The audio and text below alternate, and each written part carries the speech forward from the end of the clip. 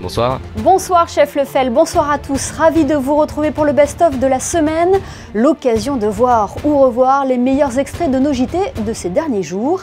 Il aura notamment été question de la première réunion du comité de suivi post-rapport Moneyval, d'intelligence artificielle et de fake news. Nous aurons évoqué également les 1 an de la guerre en Ukraine, la solidarité qui s'organise après le séisme en Turquie et en Syrie, sport, gastronomie, auront aussi été à l'ordre du jour. Sans plus attendre, voici le best-of de la semaine. Il est préparé ce soir par Alexandre Tabat.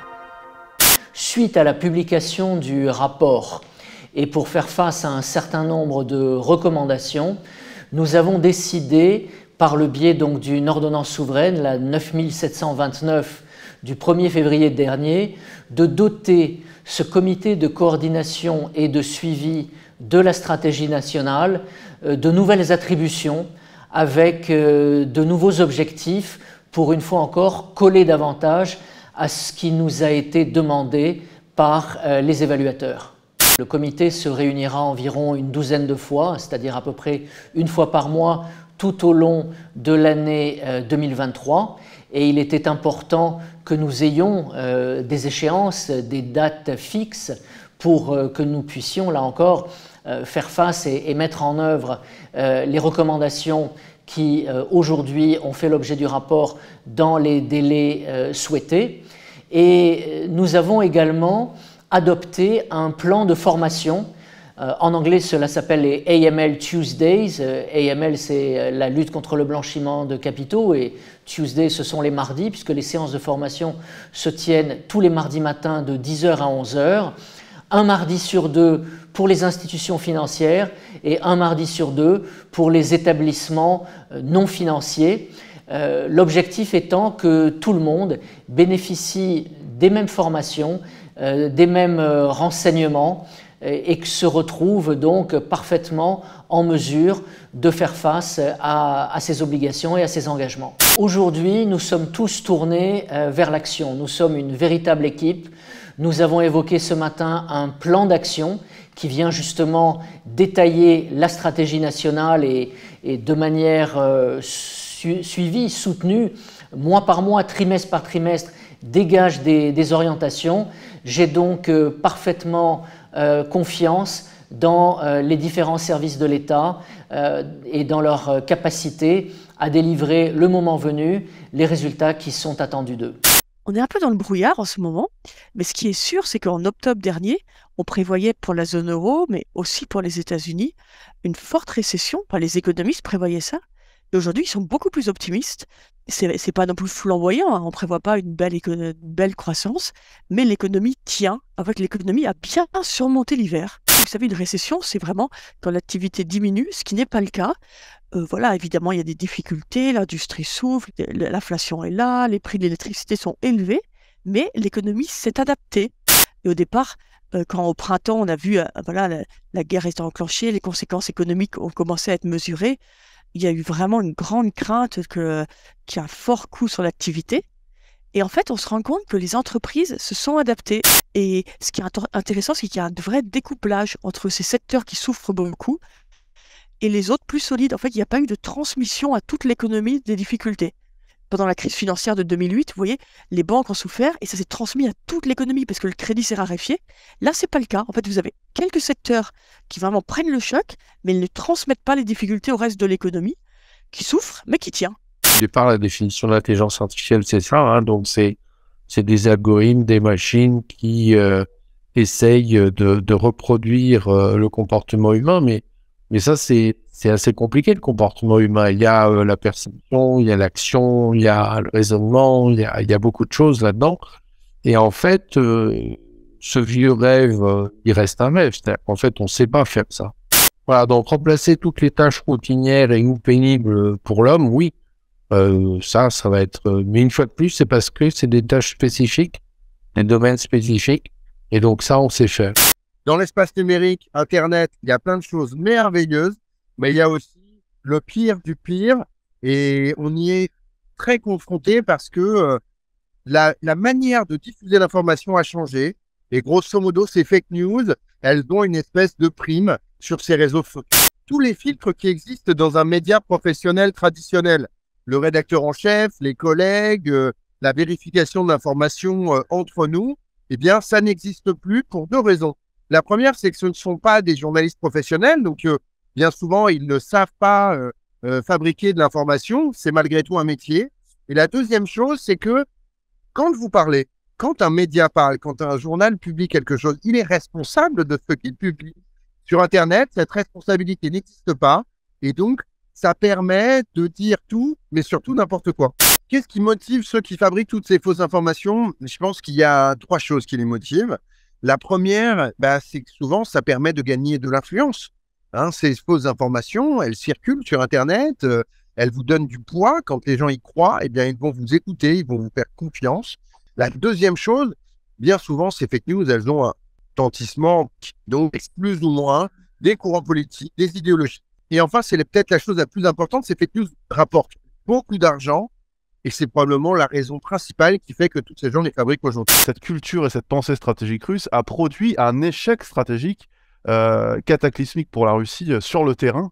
Ça a obligé la Russie à conduire une guerre qu'elle n'avait pas du tout prévu de conduire, c'est-à-dire une guerre conventionnelle longue de haute intensité. Le commandement russe, état-major général, NCO probablement, s'attendait à soit une très faible résistance, soit aucune résistance. L'armée ukrainienne s'est révélée non seulement plus cohérente, plus agile, plus robuste, plus capable en fait, non seulement au niveau du moral, on l'a vu très vite, ce qui peut expliquer, mais au niveau opérationnel.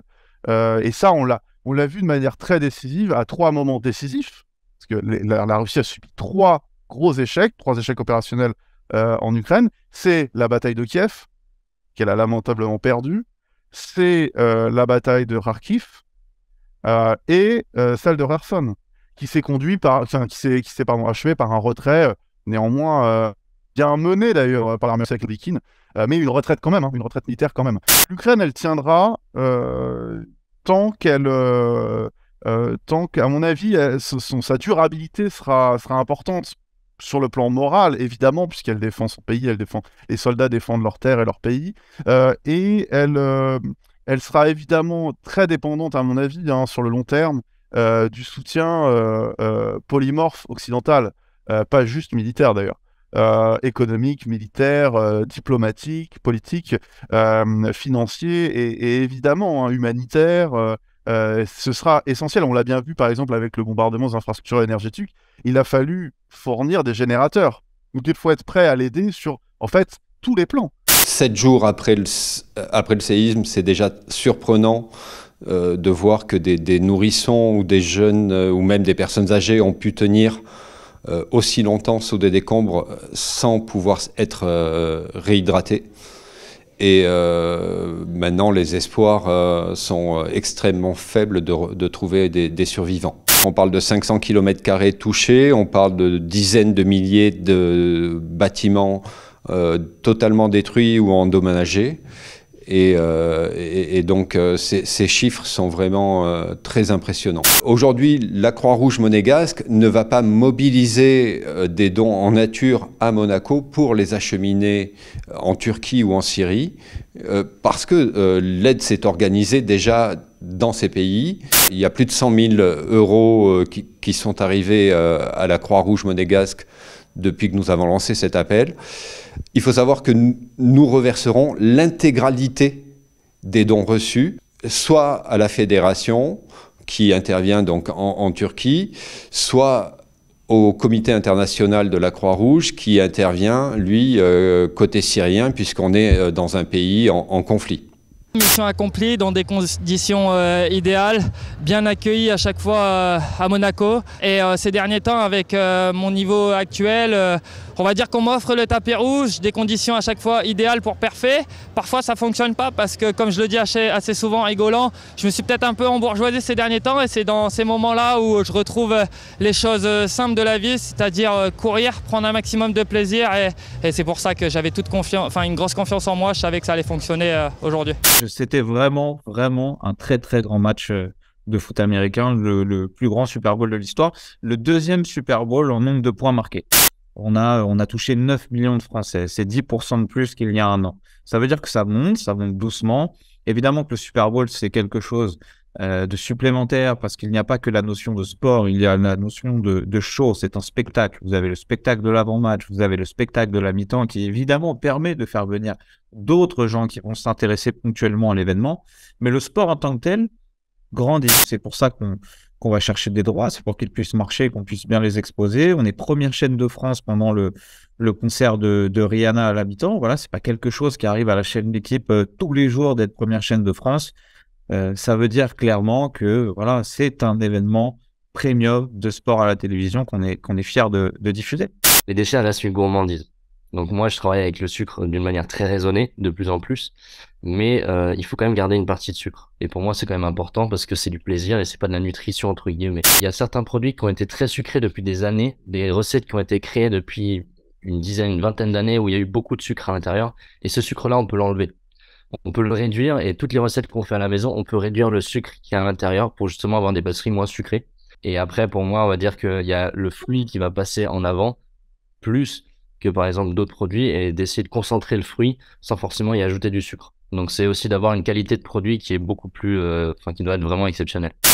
Si on n'a pas envie de manger sucré, on mange pas de dessert. Parce qu'une gourmandise, ça reste gourmand et la gourmandise, on la sent par le sucre. Et oui, en effet, c'est le concept. Jetons un coup d'œil à présent sur ce qui fait le buzz sur Internet. C'est le best-of des réseaux sociaux proposé par le pôle web de la direction de la communication.